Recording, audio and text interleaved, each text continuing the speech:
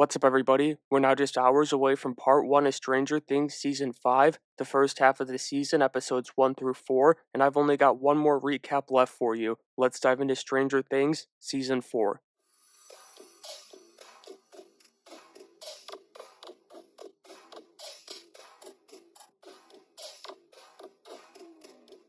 The season opened with Dr. Brenner as we go into a flashback at Hawkins National Lab. We see the Rainbow Room with all of Brenner's kids, or his little experiments as I call them. But this wasn't a flashback for 11, even though we do see her door and end the scene with her. We met 10 in this scene and then heard the end of the massacre at the hospital. We'll talk about that more when I get to episode 407 though, but for now, let's stick with episode 401. In California, we get a bit of a recap from Elle with the Byers family pulling the reverse Max, moving from Hawkins to California. It hasn't been a smooth move for Elle, and she's just pushing through the pain while hiding it from Mike and as many people as she can. We also met Argyle here, Jonathan's new friend, and it's a damn shame that Eduardo Franco wasn't asked to be in season 5. They didn't even ask him to come back. He brings a massive jolt to every single project that I've seen him in. Anyways, back in Hawkins, Lucas has been caught up in the popularity wave that comes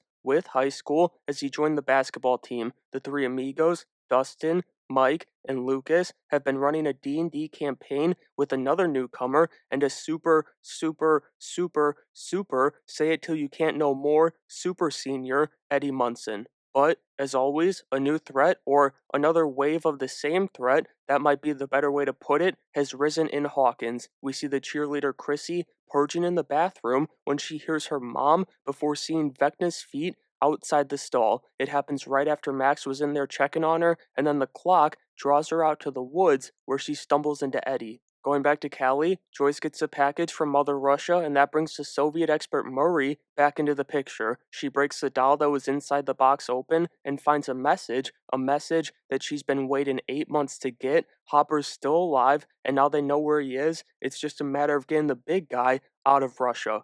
The season premiere came to a close with Mike and Dustin recruiting Lucas's sister Erica to fill in for him as they finish their campaign. As they do that, Lucas gets his wish, he hits the buzzer beater to win the state title, and he's in with the cool kids. But when he sees his sister with the boys celebrating their campaign victory, the shot of his life means nothing. Then Max goes to feed her neighbor's dog and sees Eddie bringing Chrissy back to his place where she becomes Vecna's first victim. In episode 402, the Duffers show us how Hopper survived the explosion underneath the mall, sticking with the trend of second episode survival flashbacks. When Joyce turned the keys, he jumped off the catwalk and was able to survive both the fall and the explosion. But when he climbed back up, it wasn't Joyce who found him there, it was the KGB, and he was taken to a Soviet prison, Kamchatka. Back in the present, Mike goes to Cali for spring break and Elle continues to hide the truth from him about her struggles at her new school and just overall since Hop's been gone. Speaking of the sheriff, as they leave the airport, we see Murray hopping into a cab. He's come to see Joyce after she got the package from Russia. Getting back to the attacks in Hawkins, Max goes to Dustin after she saw Chrissy's corpse in Eddie's place when the cops showed up. The night before, she had noticed that the lights in the TV flickered and she just shrugged it off to being in her new home at the trailer park. But she also heard Chrissy's screams, and then she saw Eddie book it out of his place. She knows something's up. The Hawkins PD do too, as they call the military in for help with the case. That brings us Lieutenant Colonel Jack Sullivan, another newcomer for season 4, and another foe for Elle and the gang. On the other hand, some of the basketball team are taking the investigation into their own hands, and Eddie is their only suspect. Then Nancy and Fred Benson go to Max and Eddie's neighbor in the trailer park looking for some answers. When they get there, Fred has a similar episode as Chrissy did when she was in the bathroom at the school. It didn't stop there though. Vecna wasted no time claiming Fred as his second victim. He drew him away from Nancy and just got it over with. From there, we went back to Callie where Elle's bullies, who she claimed were her friends, embarrass her in front of Mike. That causes her to snap, and without her powers, remember, she lost them in the season 3 finale, she clobbers Angela with a roller skate. She gets her good too, maybe a little too good, but if you ask me, not good enough. The second episode of the season wrapped up as Max Dustin, Steve, and Robin go searching for Eddie at Reefer Rick's. They find him there, with Steve almost racking up ass beating number 4 in just 4 seasons, and then they bring Eddie up to speed on the truth about Hawkins while Vecna continues to grow stronger. That brings us to episode 403, which got started in Nevada. Will's season 2 doctor, Dr. Owens, lives out there and he gets a visit from Sullivan, the military man brought in by the Hawkins PD for this unique case. Much like the basketball boys with Eddie, Sullivan only has one suspect in the case, and that's 11, who Owens, despite working with Dr. Brenner, will do pretty much anything to protect. He might work with Brenner, but he's a much better man than Papa, in my opinion. Then the Cali crew returned to the Byers' new house after the roller skate incident, and they found Murray there with Joyce. The fight only made things worse for Elle, though, as she storms off at dinner. Nothing's been right for her since her last duel with the Mind Flayer in Season 3, and to make matters worse, when Joyce and Hopper head to Alaska, she's arrested for assaulting the bitch that she goes to school with. What Elle doesn't realize is that now she's just like Hopper, a jailbird. He's being put to work by the Russians when Enzo, I'm gonna call him Enzo for the sake of the video and just continuity, but his name is Dimitri, if you really care, he lets him know that Joyce is on her way. His escape is all set, it's just a matter of waiting for Joyce and Murray to come through, and then the important part, surviving the escape. Back in Hawkins, the gang splits up as they always do. Nancy and Robin are heading to find out whatever they can about Victor Creel, while Steve stays on babysitting duty with Dustin and Max. Inside the Munson trailer, we see Vecna starting to break through with a new door forming in the ceiling exactly where he claimed Chrissy. Then as Elle's being transported to juvie, the van taking her is stopped by Dr. Owens and his people, and he takes her to a diner once he's got her out. He doesn't care one bit about the assault, he's just scared shitless of the war to come, and he knows she's his best bet. He also sent a couple of his people to explain everything to Jonathan, Mike, and Will, and also to watch over them. However, the Hawkins crew are finding their own answers by breaking into the school counselor's office. They're looking for connections between Chrissy and Fred since they were both seeing the counselor, and they find everything they needed. Unfortunately, Max is experiencing everything that the two victims were before they were consumed by Vecna, the nosebleeds, the headaches, seeing the clock, the whole deal. She's up next. That's carried into the 4th episode of the season, as Nancy and Robin arrive right after Max wakes up from her Vecna experience. She admits that she's been having all the same symptoms as Chrissy and Fred did, she's just in the early stages of the curse still, but that doesn't mean she's oblivious to the fact that she's running out of time and now everybody knows it.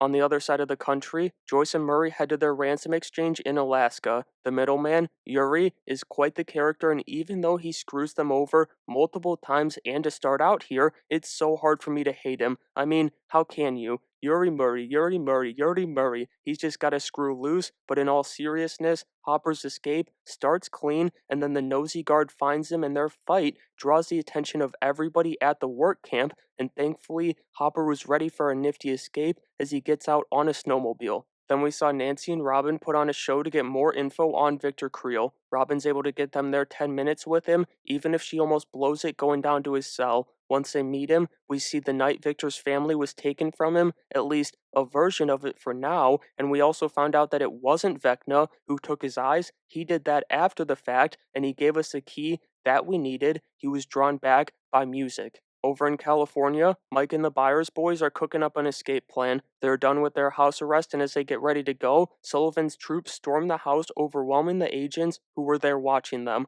Lucky for the boys, Argyle gets there just as the last agent standing is hit, and they get the hell out of there. Their escape goes much better than Hopper's too. It seemed to be going so well, but it goes to shit instantly. Yuri betrays them, all of them, as Hopper's captured again at the safe house he was waiting at. Enzo's exposed as a corrupt guard, and Joyce and Murray are out cold, with Yuri ready to turn them over to the KGB for an even bigger prize. The episode closed as Max delivers her final letter to Billy's grave, and I gotta say, whenever the Dovers have one of the cast reading a letter, the scene is bound to hit like a truck. But Vecna decides this is his time to claim her, and Steve finds Max under the demon's curse. She runs for as long as she can, fighting it off, but she's playing on his turf here, and he's got her exactly where he wants her. she's at the Creel house in the Upside Down, where she sees Chrissy and Fred's bodies as Vecna traps her. However, he doesn't know that the Hawkins crew has cracked his code, and they're able to open a door for Max.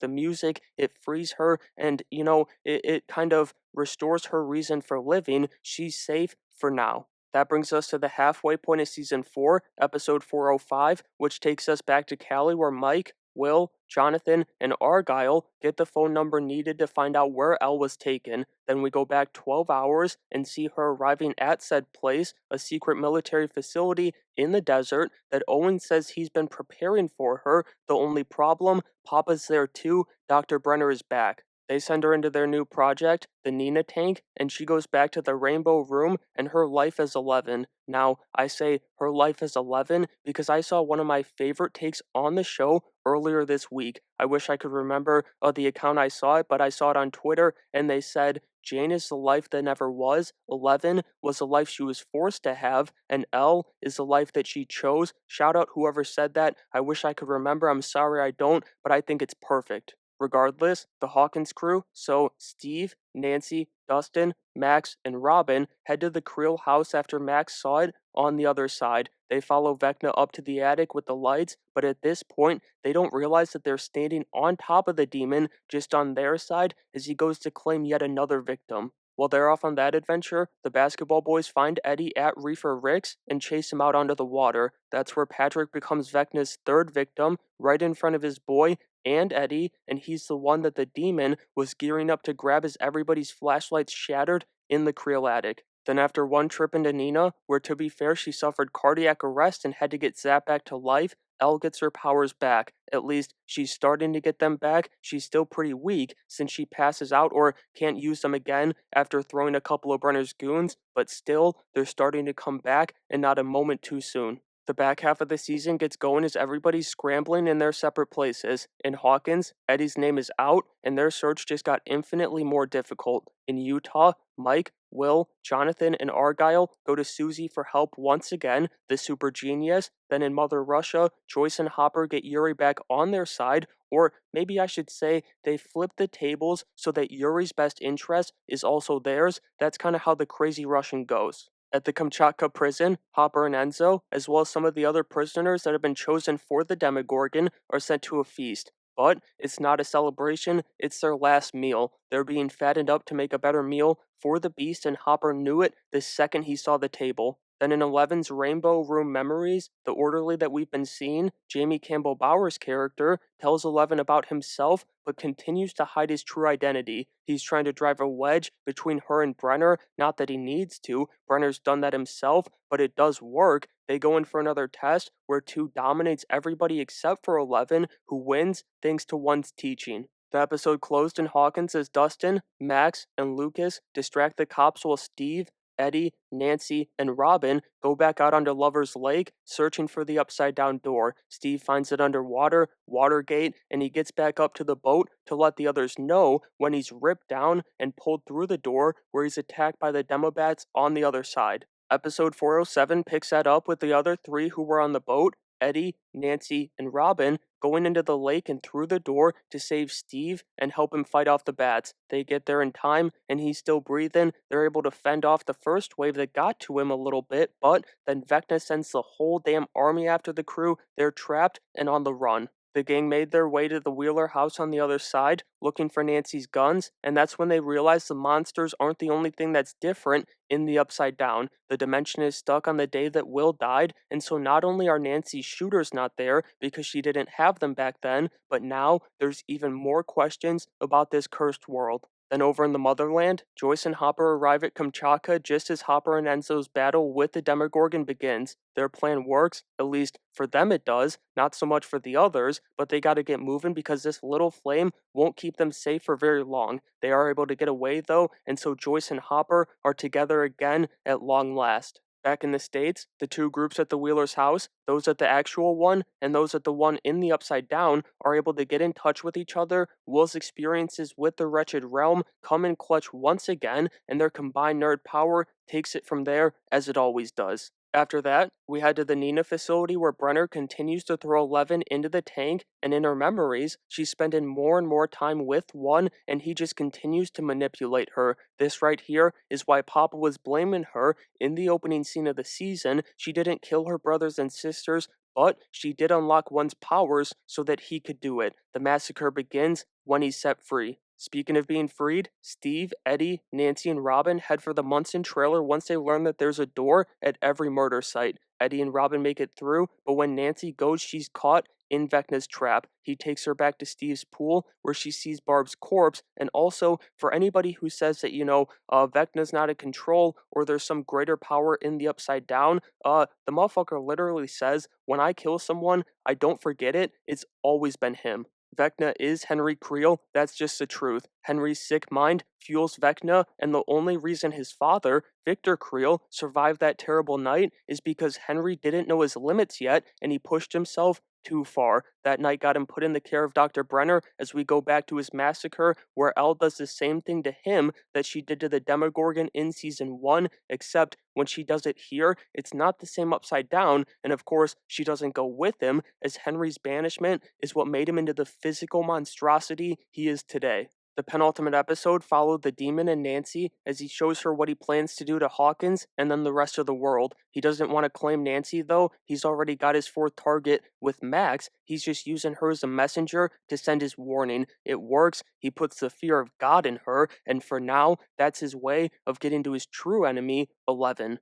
Then getting back to Kamchatka, that group is safe for now, but they've got a handful of potential problems waiting for them in the Soviet lab. They've got the one full-grown Demogorgon, but they've also got not one, not two, not three. Honestly, I lost count while I was watching. They've got like 5 or 6 Demodogs on top of the big boy, and they've got the upside down particles that were stuck in our world at the end of season 2. Over with the Hawkins crew, that's Steve, Nancy, Robin, Eddie, Dustin, Max, Lucas, and Erica. They head to Warzone to gear up for their fight against Vecna in the Upside Down. While they're in there, Nancy runs into the basketball douchebags with Erica, almost being caught by a couple of them, but they manage to get away with their arsenal. They're not the only ones in danger, though, because Sullivan's army is closing in on the Nina facility just as fast as our Cali boys are. Inside the secret base, Dr. Owens is caught trying to get Elle out of there right before Sullivan and his men pull up like Vader and the stormtroopers boarding Leia's Corvette. Brenner takes 11 out of the facility, trying to get his prized possession to safety, and he's gunned down by Sullivan's snipers. The pizza van is able to give Elle enough time to get to her feet and collect herself so that she can rip the chopper out of the sky. As his final act, finally doing right by Elle by normal standards, Brenner unlocks her shot collar, setting her free. The finale took us back to Russia, with Yuri getting ready to screw the Soviet escapees over once again. However, Joyce and Hopper are a bit preoccupied before Hop gets cock-blocked by the phone. Shout out the Duffers, shout out Jopper, shout out Winona's Cannons, but real talk, they can't get back to the States in time, and so they're going to try helping from afar, hoping the hive mind is still the Upside Down's weakness. In Hawkins, the gang's going back into the Upside Down to take on Vecna. Steve, Nancy, and Robin are going after the bastard. Dustin and Eddie are on Demobat distraction duty, while Lucas and Erica are with Max in the Creel house on the other side. Somehow, they're more split up than they've ever been before, but still, they're able to come together against their foe. The Nevada crew got involved too, as Elle cooks up a plan to help Max from a distance, just like those in Russia. She's gonna go into Max's mind to protect her and fight Vecna, so Argyle takes him to another surf's up pizza joint. They build a makeshift deprivation tank there, using the pizza dough freezer and all the salt the place has, and Elle is ready for war.